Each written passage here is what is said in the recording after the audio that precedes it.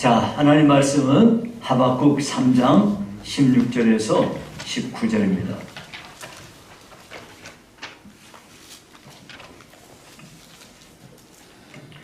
하박국 3장 16절에서 19절을 제가 봉독해 드리겠습니다. 내가 들었으므로 내 창자가 흔들렸고 그 목소리로 말미암아 내 입술이 떨렸도다. 무리가 우리를 치러 올라오는 환난 날을 내가 기다림으로 썩이는 것이 내 뼈에 들어왔으며 내 몸은 내 처소에서 떨리는도다. 비록 무화과나무가 무성하지 못하며 포도나무에 열매가 없으며 감람나무에 소출이 없으며 밭에 먹을 것이 없으며 우리의 양이 없으며 외양간에 소가 없을지라도 나는 여호와로 말미암아 즐거워하며 나의 구원의 하나님으로 말미암아 기뻐하리로다. 주 여호와는 나의 힘이시라. 나의 발을 사슴과 같게 하사 나를 나의 높은 곳으로 다니게 하시리로다. 이 노래는 지휘하는 사람을 위하여 내 수금에 맞춘 것이니라. 아멘. 자, 오늘은 여호와로 말미암은 기쁨이라는 제목으로 말씀을 상고하겠습니다. 여러분, 우리가 예수님을 인격적으로 만날 때 우리 마음에서 생기는 큰 변화가 있습니다. 그게 뭐냐면 마음에 깊은 평강이 찾아오는 겁니다. 이것은 세상에서 얻을 수 없는 것이고 세상의 그 어떤 것과도 비교가 안 되는 놀라운 평강이 우리에게 찾아옵니다. 네. 자, 그러면 우리 예수 믿는 사람들이 오늘 이 자리에 모이셨는데요. 그러면 그렇게 예수님이 주신 평강을 누리는 우리가, 그러면 우리는 아무런 두려움도 없이 사는 사람들일까요? 아마도 이 자리에 오신 여러분들 가운데 여기 안전은 있지만은 마음속에 사라지지 않는 두려움을 안고 있는 사람들이 계실 거예요. 그런데요, 그러한 두려움은 우리 인간들에게는 누구에게나 본질적으로 가지고 있는 거예요.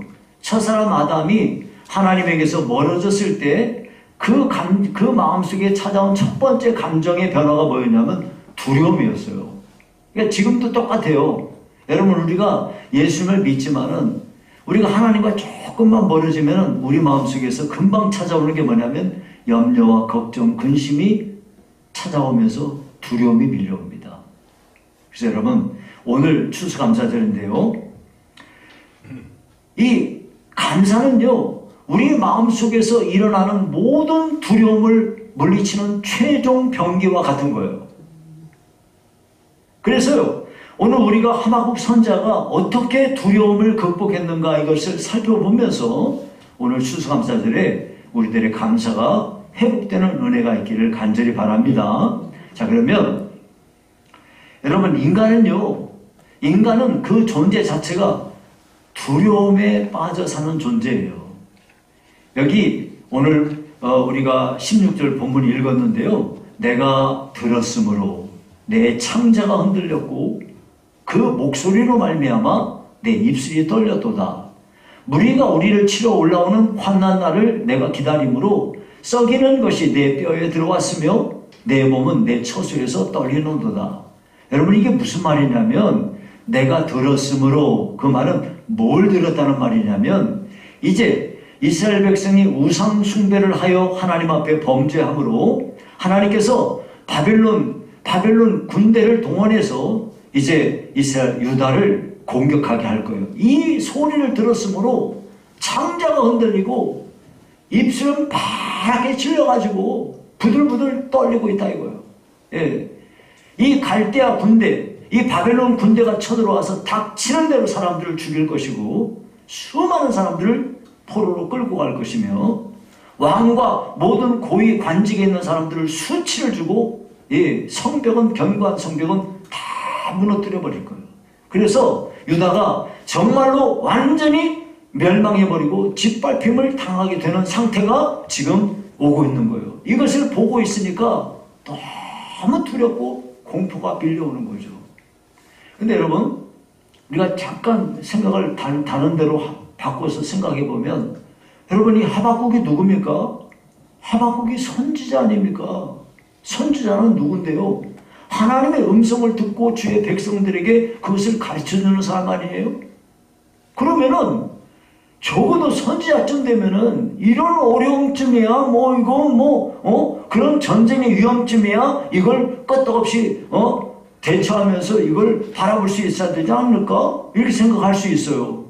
여러분 이걸 똑같은 잣대로 다르게 생각을 하면 목사 정도 되면 그래도 장로쯤 된다면 그렇게 기도 열심히 하고 기도 응답받고 열심히 기도하는 권사쯤 된다면 그 정도 어려움이야 그냥 슬쩍 넘어가야 되는 거 아니야? 라고 생각할 수 있어요. 근데 여러분 실제로 그런가요?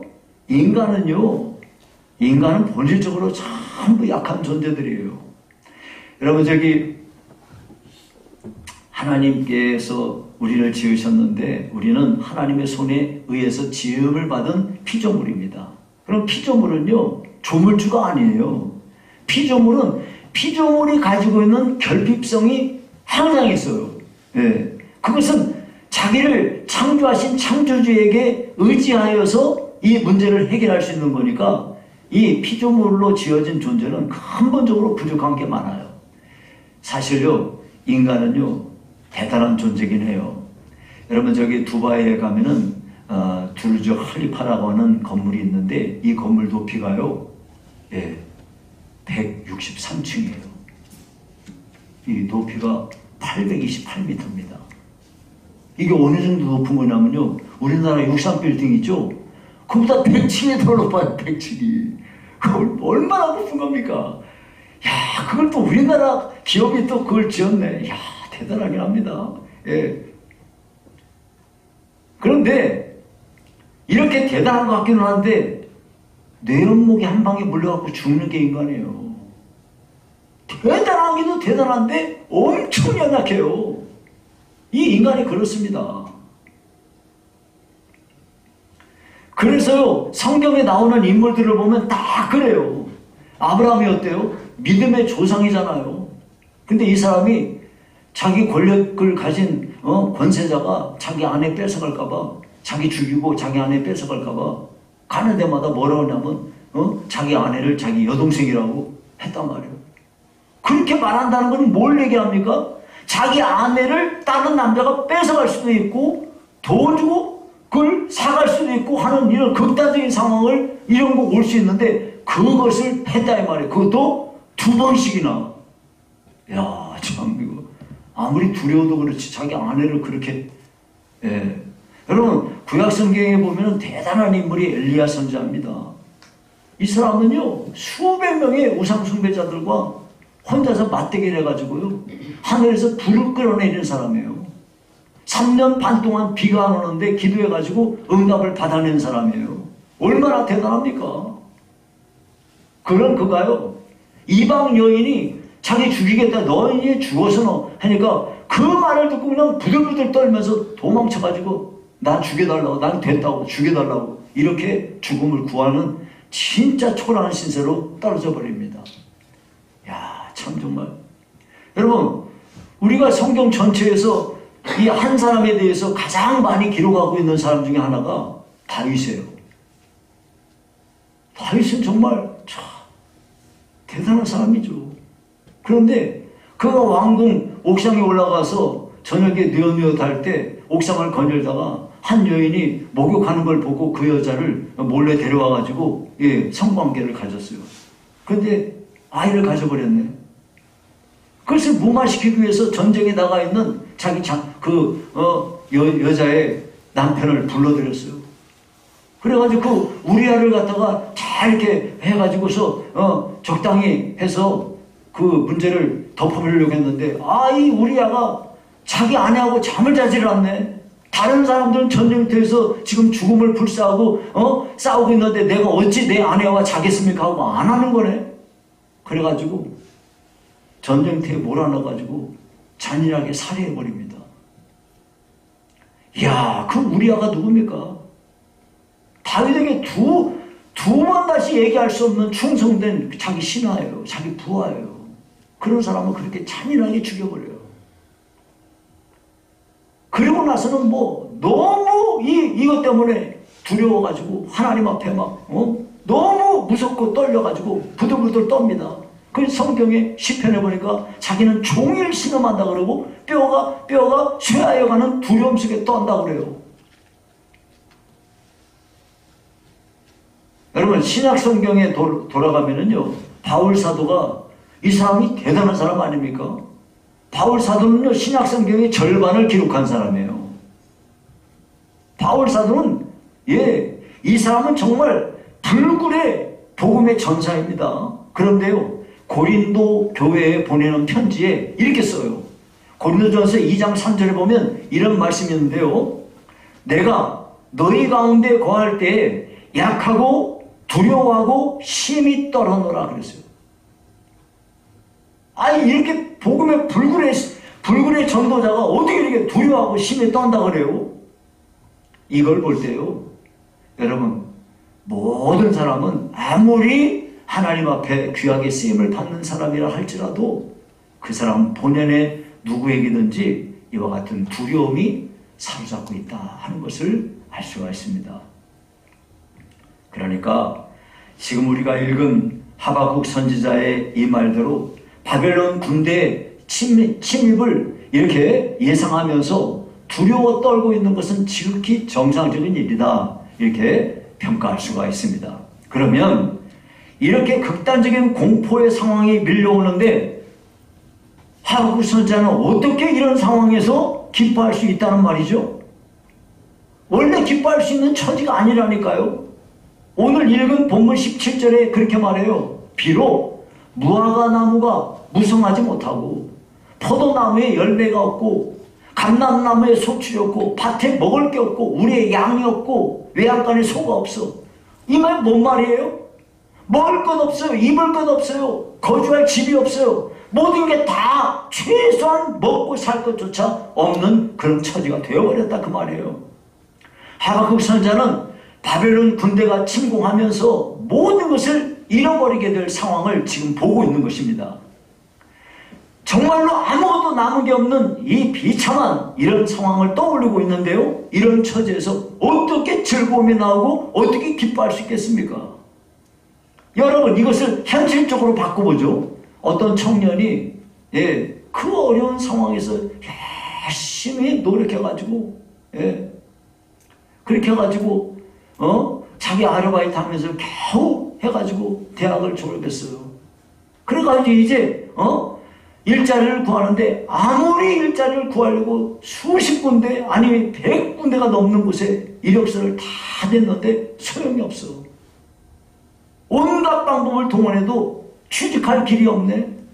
이런 처지에서 무슨 감사가 나오고 무슨 기쁨이 있겠습니까? 여러분, 지난주 목요일 날에 2025학년도 대학 수학능력 시험이 있었어요. 초등학교, 중학교, 고등학교 그때 때마다 열심히 공부해서 항상 수위에 있었고 이렇게 해서 이제 대학을 자기가 원하는 대학을 시험 치기 위해서 시험을 쳤는데 답안지를 작성하는데 3번부터 한 칸씩 밀려가지고 답안지를 작성했네.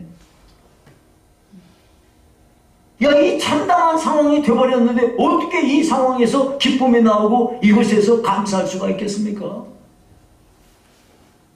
여러분, 평생 직장으로 여기고 수십 년 동안 온갖 굳은 일 다 하면서 자기 직장을 사랑하고 그렇게 일했는데 반강제적으로 명퇴를 당했어요. 이제 먹고 살 길이 막막한 상황이 되어버렸는데 어떻게 감사가 나오고 기쁠 수가 있겠습니까? 여러분, 친구 좋아하는 사람들이 있는데요, 세상에 둘도 없는 친구로 알고 온갖 굳은 일, 좋은 일 함께 했어요. 근데 결정적인 순간에 그 친구가 나를 이용하고 내 뒤통수를 쳤어요. 이 무너지는 상황, 이런 환경 속에서 어떻게 내가 기뻐하고 감사할 수 있겠어요? 바로 그걸 얘기하는 거예요. 그런데 참 놀라운 것은 하박국 선지자는 18절에 이렇게 고백을 합니다. 나는 여호와로 말미암아 즐거워하며 나의 구원의 하나님으로 말미암아 기뻐하리로다.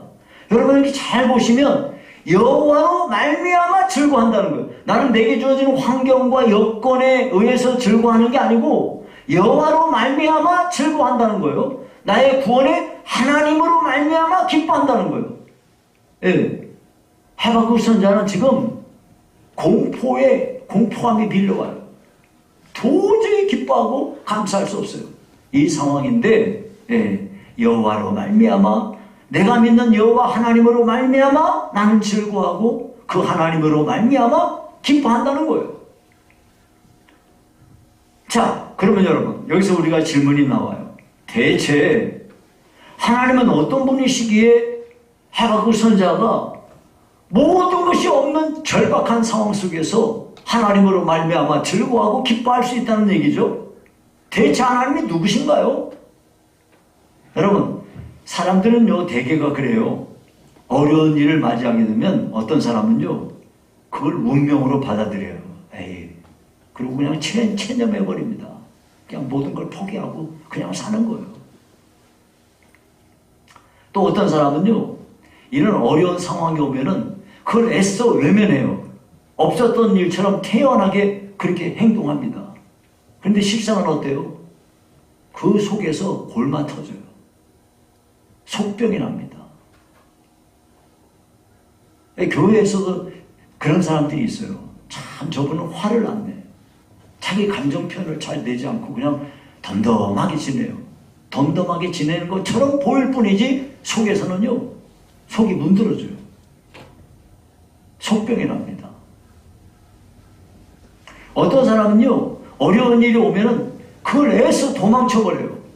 에이, 모르겠다. 어디 놀러 나가자. 시간이 지나면 해결되겠지.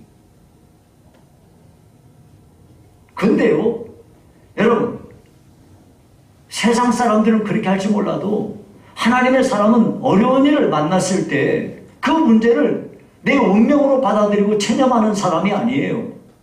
없었던 일처럼 모르는 척하고 태연하게 그렇게 지내는 것도 아니에요. 그 문제를 피해가지고 도피하는 것도 아닙니다.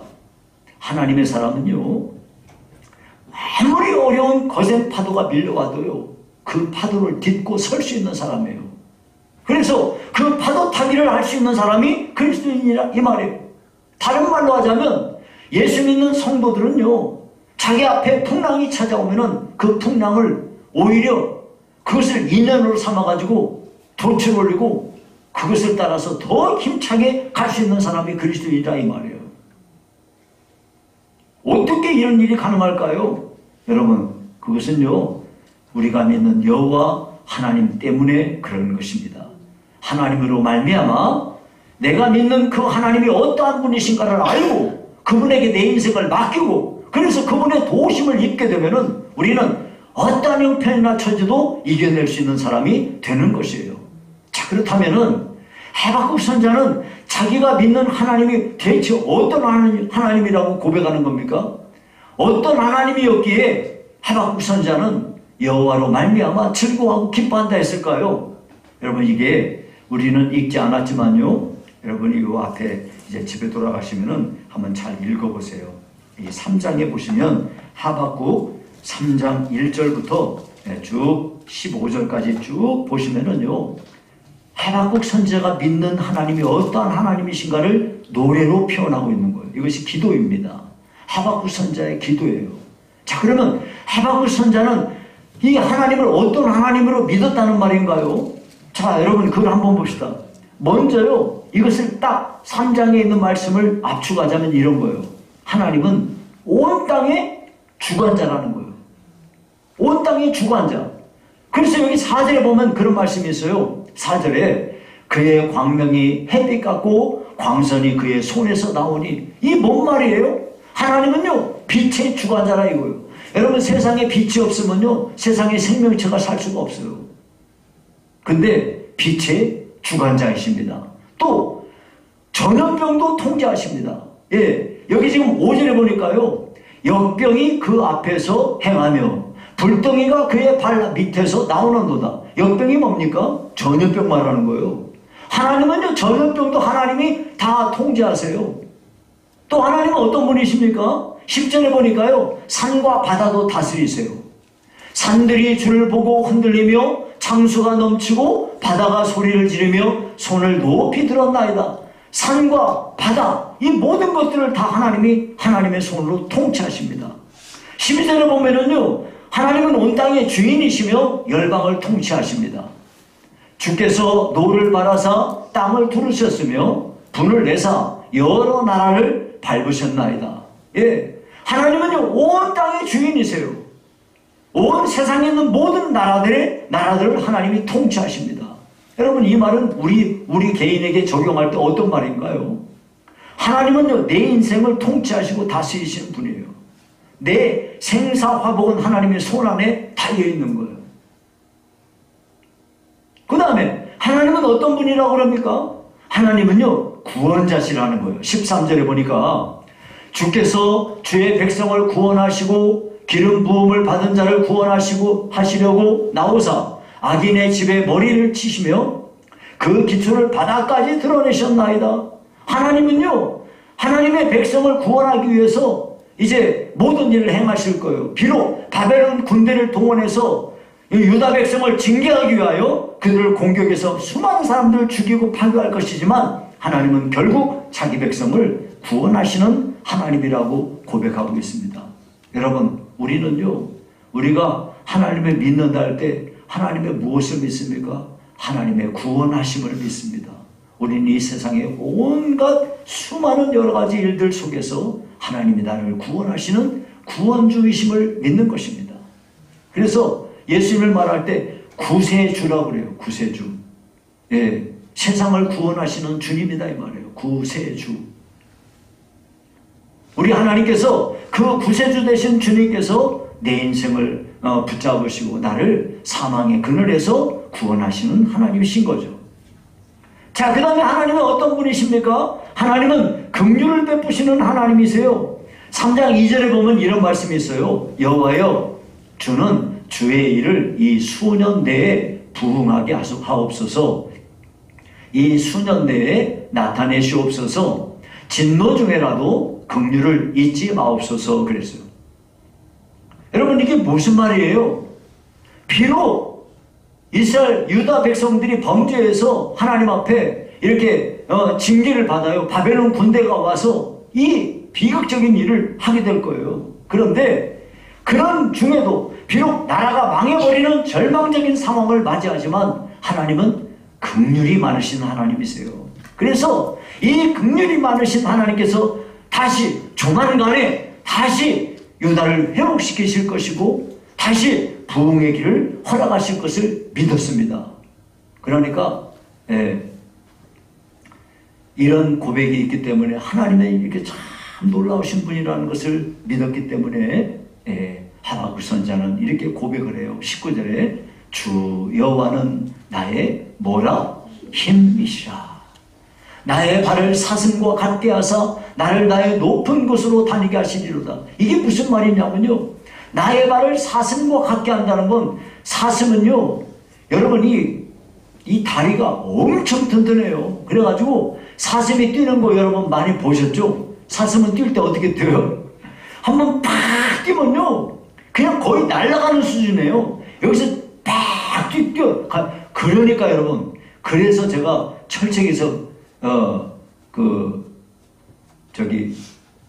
철책 경계를 설 때 이게 도저히 이해가 안 되는 일이 있었어요. 뭐냐면은 이 전방에 가면 철책이 하나만 있는 게 아니고요, 2중으로 되어 있고 어떤 데는 3중으로 되어 있고 그러거든요. 근데 저는 철책에 경계할 때 철원 평야지대에서 근무했기 때문에 우리가 거주하던 데는 전부 이렇게 시멘트 콘크리트 벽을 높게 쌓아놨어요. 그리고 그 뒤에다가 흙으로 해가지고 그 뒤에 거기 막사가 뒤에서 다 있었어요. 거기서 그러니까 우리는 땅속에서 잠자고 땅속에서 살고 하고 경계 설 때만 나와가지고 경계하는 거예요. 그런데 이 철책 그 방백이 딱 그 시멘트 방백이 있고 그 앞에는 운하가 있어요. 이렇게 땅을 깊게 파가지고 거기에 탱크 같은 거 오기가 못 오게끔 땅을 깊게 파고 그 다음에 이렇게 거기에 나무 같은 거, 풀 같은 거 다 제거해가지고 다 보이게 만들어 놓고 거기에 이렇게 그 철조망이 있거든요.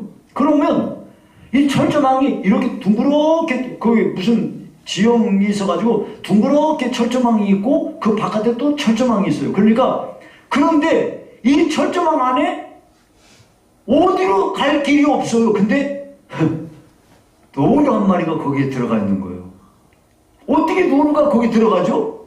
문이 없는데 다른 방법이 없어요. 뛰어 올라가지고 들어온 거예요. 뛰어 올라. 그러니까 내가 지금 뭔 얘기 하려고 그러냐면 사슴의 발이요. 엄청 이게 잘 뛰어가지고 팍 하면 그냥 팍 아주 싹 가는 거예요. 예. 그래서 참 이 사슴의 발이 내 발을 사슴과 거기 다시 띄워주세요. 내 발을 사슴과 같게 하사. 예. 그래서 나를 나의 높은 곳으로 다니게 한다는 건 나를 승리의 사람으로 만들어준다 그 말이에요. 왜? 하나님이 나의 힘이시기 때문에. 하나님을 자기 힘으로 삼기 때문에 자기는 지금 이렇게 공포함이 밀려오는 현실을 지금 마주하고 있지만은 하나님을 힘으로 삼기 때문에 자기는 결국 승리할 것이라는 것을 이렇게 고백하는 것입니다. 여러분 신앙이 바로 그런 거예요. 우리는 우리 앞에 다가오는 온갖 여러 가지 환경적 어려움, 여러 가지 내 앞에 밀려 닥쳐오는 수많은 여러 가지 어려운 처지, 이런 것을 마주할 때 거기에 체념하는 사람 아니에요. 없는 것처럼 태연하게 사는 사람도 아니에요. 그것을 도피하는 사람도 아니에요. 우리는요, 여호와 하나님을 믿는 사람입니다. 우리가 믿는 그 하나님은 내 인생의 주관자이세요.